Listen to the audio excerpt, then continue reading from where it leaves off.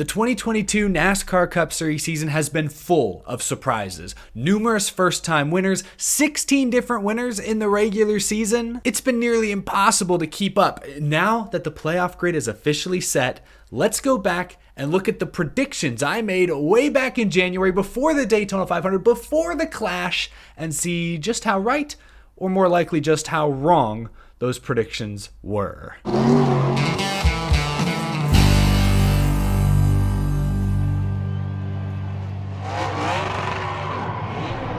How's it going, y'all? My name is Eric. Welcome to a special episode of Out of the Groove. Every year, before the season starts, I put a video out where I attempt to pick the 16 playoff drivers before we've really seen anyone on track. You know, maybe some preseason testing, but that's it. It's fun. It's a chance to start some conversation, start some debates, create some storylines going into the first few weeks of the season. But every year, I also make this follow-up video. Once the actual playoff grid has been set for real, I like to go back and see how off base my preseason predictions were. So hopefully you guys have fun following along. Before we get into my video that I uploaded on January 20th, here is the actual playoff grid. Chase Elliott, the regular season championship winner. Joey Logano, Ross Chastain, Kyle Larson up near the top. Towards the bottom, rookie Austin Cindric made it in. Alex Bowman, Austin Dillon won that final race at Daytona to grab a spot. Ryan Blaney, the only driver here that didn't get a win during the regular season. Crazy, crazy stuff. So that's the actual grid. Now, let's flash back to January 20th and see who I predicted would get in this year. Oh boy.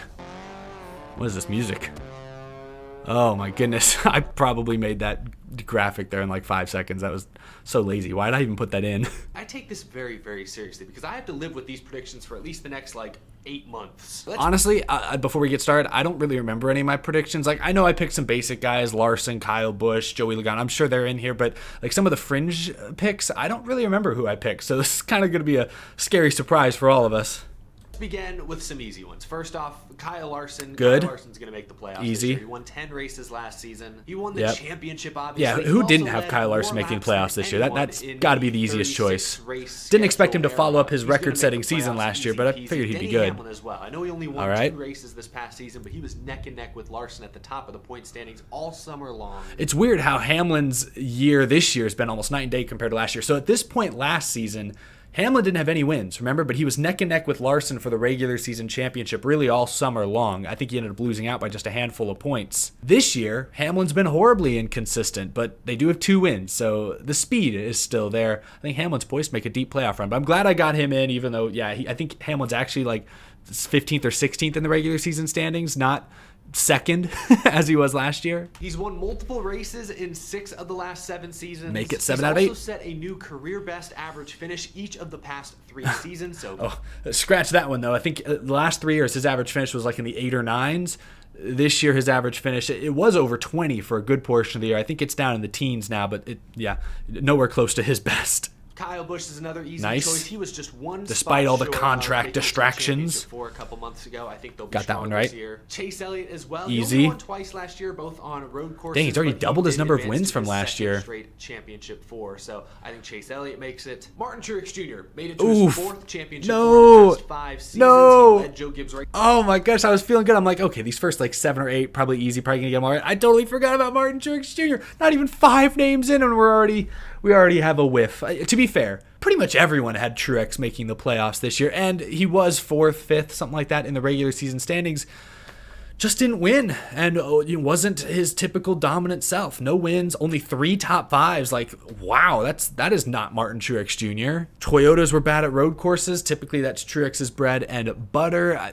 Wow, yeah, I guess forgot that Truex was, highly considered a favorite this year. I mean, the next gen car kind of an equalizer, maybe going to put some of the veterans like Truex at a slight disadvantage, but guy was in the championship 4 last year, almost won the title if not for Larson's pit crew being dynamite in the final closing laps. So to go from a near champion to out of the playoffs, it's the March Madness effect of these NASCAR playoffs. That's all I can say. racing in wins a year ago. Joey Logano, I know he only won one race last year, but last year he's already got 2 wins this year, plus the Clash. Good year for Logano. Second seed this year. Cars for sure. He was really good at all of the low downforce ovals last season. I looked it up. His interesting, because his wins this year, pause for a second. Yeah, Logano was really good at the low downforce ovals last year, back when they also had the high downforce big ovals. This year, you look at his wins. The Clash, short track. Darlington, kind of a shorter oval, would have used the low downforce package last year. Gateway, shorter oval, would have used the low downforce package last year. So Logano's, there's a style of racing that really seems to suit him these days. So that's interesting. That kind of saw that coming. I missed Truex pretty bad, but I feel like I hit Joey Logano almost perfectly. So, all right, take that. Who else? Okay. Harvick, yes, good. He was winless last season, but he carried Stewart Haas Racing. He's still basically carrying him this year, even though he's way more inconsistent. He's got those 2 wins. He's been to 5 championship fours. Yeah, we forget. Harvick, Truex, who's not in the playoffs this year, and Kyle Busch. They've been to more championship fours than anyone else. They've all been to 5 each. So this year, Truex is out of the playoffs. You know he's not going.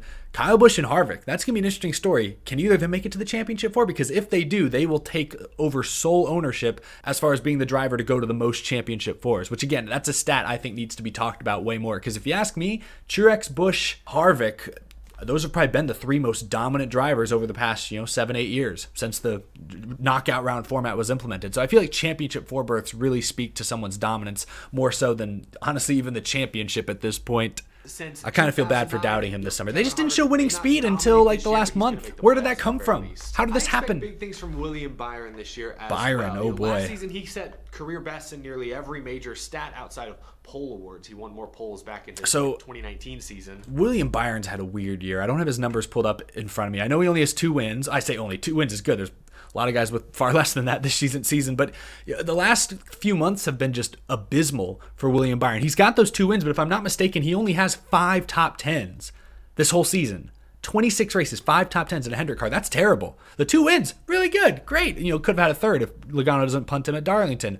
But only 5 top 10s. It's just weird. It's all or nothing with Byron this year. So I don't really know what to make of him now that we're here in the playoffs, but I guess that's a discussion for a video later this week. But he took a big step forward last season. Yeah, he was eliminated maybe early in the round of 12, but if not for him getting caught up in a crash at Talladega or getting punted by Tyler Reddick at the Roval, we'll see. Maybe they've just been experimenting the last few months, and they're going to turn it on here this week. Ryan Blaney's an interesting one. Blaney! 2021 was kind of a breakout season. He won 3 races, the most of his career, but all of his wins were at high downforce tracks. Lower horsepower. He won Daytona. Where's the pause button? Pause button? That's a point. I forgot about that. All of Blaney's wins last year came with that big-ass spoiler. This year, he didn't get the big spoiler outside of the super speedways, and Blaney, winless. All-Star race didn't count for points. Winless. Was that the difference?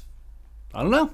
I'm just looking for any sort of trends or I'm trying to connect the dots. I'm like a freaking conspiracy theorist over here.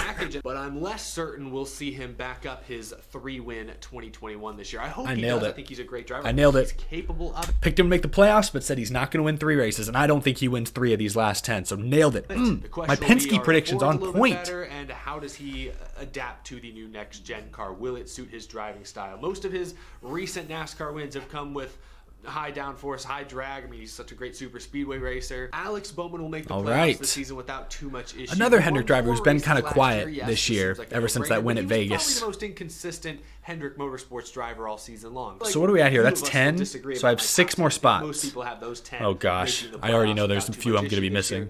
I've got Christopher Bell making. All right, Bell has been probably the most consistent Joe Gibbs Racing driver this year. I like Hamlin has more wins, sure, but Christopher Bell has more top 10 finishes than any of his Joe Gibbs Racing teammates. I think he has more pole awards as well. I'll have to fact check that. I know they've been really good in qualifying. So yeah, Bell, I think, is a legit threat to win the title this year that not enough people are talking about. What sold me on Christopher Bell for this season were honestly his results on many of the short ovals last season. Again, it's a new car, huge unknown, so I'm looking for any sort of consistency I can find to make these predictions. And I was betting when I picked Bell to make the playoffs, this was back in January, I was banking on New Hampshire. I just knew he was going to be great there. Didn't let me down. At number 12, I've got Kurt Busch giving a 23-11 race. So how do we grade this one? Because Kurt Busch did make the playoffs. He pulled himself out. He declined the medical waiver. But because he won at Kansas and was pointing well enough to make the playoffs, this one has to count, right? Technically, the 45 is still in the Owners' Points Championship. They're in the playoffs there. So I'm going to count this one. Kurt Busch has won a race in 8 straight seasons. Yeah, about half so that was consistent. With SHR, half of that was with Chip Ganassi, but it's really what he's done at Chip Ganassi the last 3 years that stands out. Yeah, the fact that he took over that one car from McMurray and just immediately started winning and making the playoffs, yes, 2021 super impressive. Spoiler alert, I know I didn't have Bubba getting in. I think what I did was I had Kurt Busch being the 2311 representative. 2311, like I said, improved a little bit over the course of last year, but I just think Kurt Busch still way better than Bubba Wallace. Bubba Wallace is a solid driver, don't get me wrong, but Kurt Busch is a former champion. He's won like 30 races in his career. I figured Kurt would sneak him into the playoffs this year, and I'm going to go ahead and say it now. Next year, I have my eye on Bubba Wallace making the playoffs. I think next year that's a very attainable goal. Next up, Tyler Reddick will make the playoffs. There we go. 2021 was no sophomore slump for Reddick. Nope. Compared to his rookie season, and year 3 was outstanding, so far at least. Category. Well, what's he at this year? Reddick, 11 top 10s, 8 top 5s. That's pretty good through the first 26 races. Obviously 2 wins. Yeah, Reddick broke out this year. Last year was consistent enough to make the playoffs. This year, he's just doing it on speed. Pure raw speed. I think Reddick's going to take another step forward this year. It's going to excite some people. I think the next gen might help a team like Richard Childress Racing, who sort of lagged just behind the big guns. Oh boy, I'm killing this prediction. Also Reddick. Next up, Austin Dillon is going to make the playoffs this year. Austin Dillon whoa! I didn't realize I picked Austin Dillon to make the playoffs. Wait, what? Whoa! Hold on, what's my reasoning? Because I highly doubt I predicted he'd win Daytona in August. Flies under the radar. I know he's not the most exciting pick in the world. No, he's not. Last year, he set his career best in average finish. That's right. He was really consistent last year by his standards. Improvement at road courses. I know it was a joke a couple of years ago that he'd never finished inside the top 15 at a road course. Well, last year he was 12th at Circuit of the Americas, 13th at Sonoma, 11th at Road America, 15th at the... So it sounds like I was predicting he would just point his way in on consistency. Like last year, he was pretty solid, didn't have a lot of winning speed, but he maximized a lot of points days. I guess that's what I was predicting he would do, back in January. His better road course racing ability would mean he'd still salvage top 10, top 15s there. Yeah, I can't believe I picked Austin Dillon to make the playoffs. I guess I was higher on RCR in the preseason than a lot of people. Wow, okay. Next gen's supposed to handle a little better at road courses. Hopefully that plays to Austin Dillon's I got Austin Dillon right, but I was so off. Playoffs this year, even if he doesn't win a race, I think he'll be consistent enough to advance. Wow. So I picked Austin Dillon to make it in, but I was way off on how he gets in. I thought he'd point his way in by being good at road courses. What was I talking about in January? I'll take it. I'm at least half right on that. I mean, his name's on there. Yeah. 2 spots left. This is where things get really, really tough. A lot of new teams in the sport. Trackhouse added a second car. I know God, I haven't put Chastain or Suarez in yet. Oh no. Sold to Trackhouse, but then Petty GMS adds a second car, the 42 car with Ty Dillon. Colleague has a full-time driver. 2311 now is a 2-car team. There are a lot of changes in this middle. Did I put Brad in? I think I picked Brad. Spots very, very oh no. Do my best. 15th on my list. I've got Brad. No. It hit me at the last second. Roush Fenway Keselowski is worse equipment than Penske. Yeah. But like I said earlier, with the next gen, everyone receiving the same chassis, I don't think that gap will be quite as wide this year. Interesting. Look, I don't know. Let me hear what I had to say. Sat on Brad Keselowski. We know he's a veteran. We know he's a former Cup Series champion, but he only has 1 winless season in his NASCAR Cup Series career, and it was his rookie season in 2010. Since 2011, he's won a race every single year. Usually wins a few races. 2021 was kind of an exception. This is tough. Okay, all right. So Brad Keselowski this year, we haven't talked about him much, and to me, that's an indictment on how they've run. Nobody expected Keselowski to go to Roush and start winning regularly or lock himself in the playoffs early on. But the fact that, I don't know, they've struggled. The fact that Chris Buescher has outrun him more times than not this year, that's what shocks me. Chris Buescher is a really solid race car driver, don't get me wrong. But why is he outrunning former champion Brad Keselowski on a near weekly basis? That part just doesn't quite add up. That does not compute.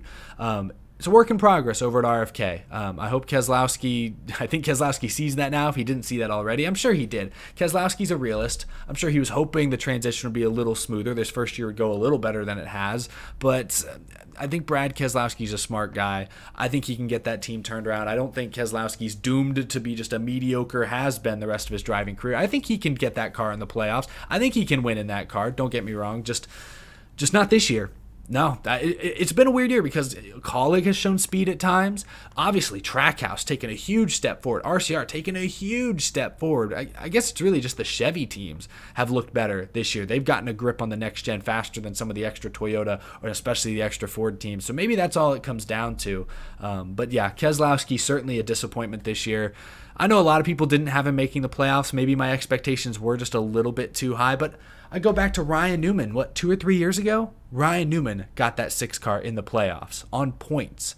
If Ryan Newman could do that at the end of his career, I feel like Brad Keselowski in the prime of his career with a spec car, I felt like he had a really good shot at doing it this year, and they just missed it. They just missed it consistently. I think Brad Keselowski, in his first year as a partial owner, will make the playoffs. Ugh. All right. Famous last words. All right, last spot. Please tell me.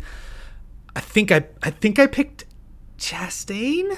I hope I picked a Trackhouse car. I put both RCR cars in. I was feeling Chevy a little bit, but I hope I picked a Trackhouse. Did I go Suarez?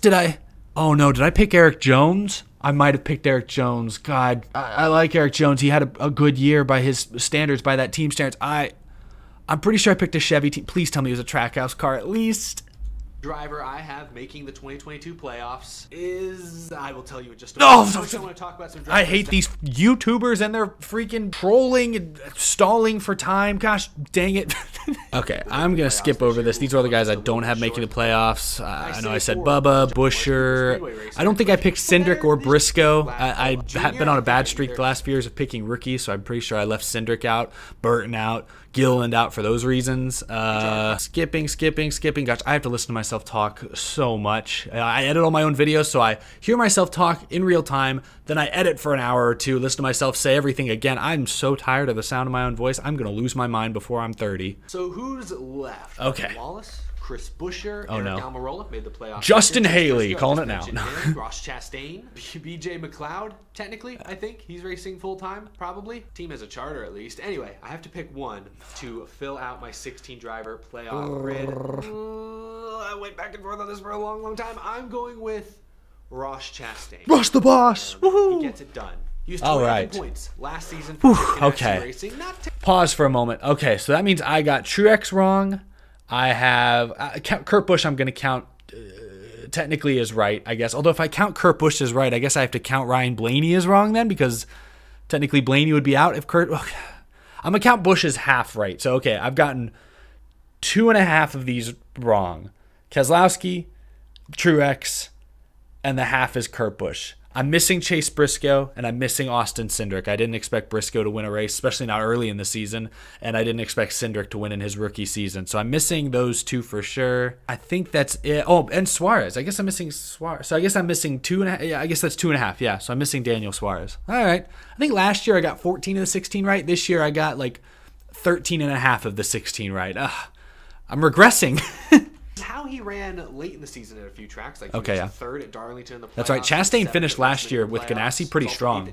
I was at that Darlington race, the Southern 500, a year ago, and he was really competitive. I think he was driving the Clover green car that year and just flying through the field. I think he finished third. Is that what I just said? I think I just said that. How good he was at some of the short ovals last season, but it was also how good he was at some of the road courses. 4th at Circuit of the Americas, 7th at Sonoma, 7th at Road America. And where did he get his first win? Road course. I think Trackhouse, a smaller, newer team. Wow. So I definitely underestimated Trackhouse. Gen car, at least from a competitive I have one of their drivers sneaking in, whereas both their drivers got in without too much drama. I guess Suarez probably wouldn't have got in without a win. I don't remember where he was in points. I don't think Suarez would have got in without a win.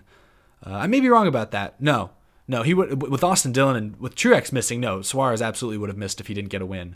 He won that race in like June, so he's been locked in for a while. If he dials back that aggression just a tad, I think Ross Chastain makes the playoffs this year. Okay, well that I got wrong because he didn't dial the aggression back, but he still made the playoffs. So I got that part kind of wrong. Which means there are a few high-profile drivers. Yeah, so Almirola I didn't have making it. Got that right. Bubba showed some speed at times this year, but just not consistent enough to point his way in. Didn't get that win anywhere. I know Kansas was really disappointing for him. Who else did I not have getting in? Buescher, I talked about him earlier. The rookies outside of Cindric. Eric Jones. Eric Jones has had a really good season by that 43 car standards. GMS's first year in Cup, but just not quite good enough to make the playoffs. Stenhouse, Cole Custer continues to just kind of be a no-show most weeks. Don't know what's going on over there. I feel pretty good about that. So yeah, I got, I guess, 13.5 out of 16 right. I think we can count it officially. Yeah, that Austin Dillon pick honestly saved this. And the Chastain at the end. I could have easily swapped in a different Chevy driver. I know at the beginning of the year I was close to putting Suarez or Jones in over Ross Chastain. I guess I'm glad I stuck with Ross Chastain in this case, but that Austin Dillon pick, even though it was for all the wrong reasons, that kind of saved my list. I feel like kept it somewhat respectable.